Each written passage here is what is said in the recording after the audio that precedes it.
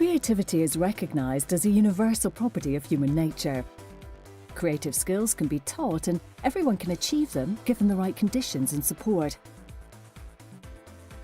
Creativity is a process in which we look at familiar things with a fresh eye, examine a problem with an open mind, make connections, build original things that have value, and use our imagination to explore new possibilities.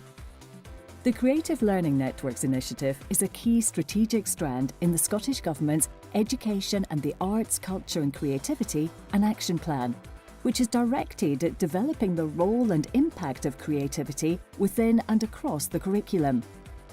The CLNs are supported by Education Scotland and Creative Scotland, who have a shared commitment to advancing the creativity agenda in Scotland and supporting the development of a creative education system.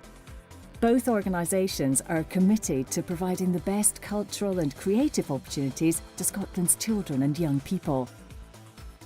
The Creative Learning Network is about making a link between the fantastic cultural work and education activity that's available from cultural organisations and linking that into schools to provide training, commitment and a level of advocacy really to bring creativity into the curriculum.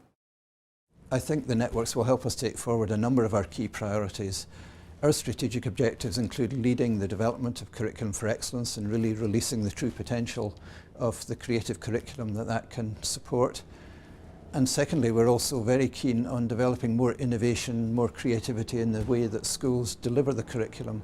So again, this kind of practice can really help up the system's game in this area.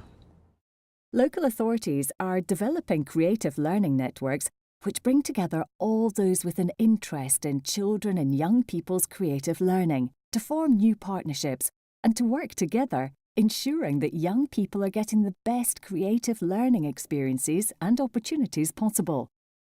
Today we're really excited. We've got a lovely writer called Janice Mackay coming along. We have an audience coming in over Glow today, and that's wonderful. We can have interaction because they can ask her questions, but there's nothing quite like feeling that you've actually met someone that creative. It just seems to inspire and spark something in the children. It makes it all that more alive for them.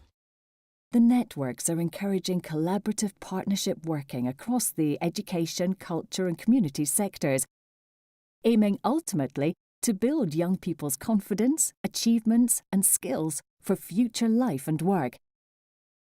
Young people are in no doubt the difference that creativity makes to their learning experiences. So it's a lot more fun, and it's like you go out of that lesson going, oh, that was quite fun. You're looking forward to the next lesson if it's going to be like that again. The way you learn stuff in classes gives you an outlook to the rest of the world, so you don't want that to be a dull place, you want it to be fun. A strong focus of the networks is to raise awareness within local authorities of the importance of creativity as a vital element across all subjects and all areas of learning and teaching. A cultural ambassador is a nominated teacher within a school who has a lead role for creativity and help support creative approaches to learning in their classroom and across their schools. Having possibilities, I suppose, to do other things and to constantly broaden my thinking. If I can broaden my thinking, then surely that will help my children in my class to broaden their thinking too. Strengthening the skills base of learning providers is a key aim of the Creative Learning Networks, to enable educators to become more confident and effective in using the arts, culture and creativity across the curriculum. I like to have a challenge, which is your teaching as creative as it could be, and that's in teaching all sorts of subjects and topics and cross-curricular aspects. We decided to put together a programme of CPD which was embraced so readily. I was absolutely delighted. It was film and drama and visual arts, how it can be used as a tool for curriculum for excellence and for analysing all sorts of different topics. We came away with a catalogue of ideas that we could easily take into the classroom. Very practical, very hands-on and very good fun. The Creative Learning Networks also recognise the important roles that parents and the wider community have in developing a shared understanding and language around creativity and why creative skills are so important.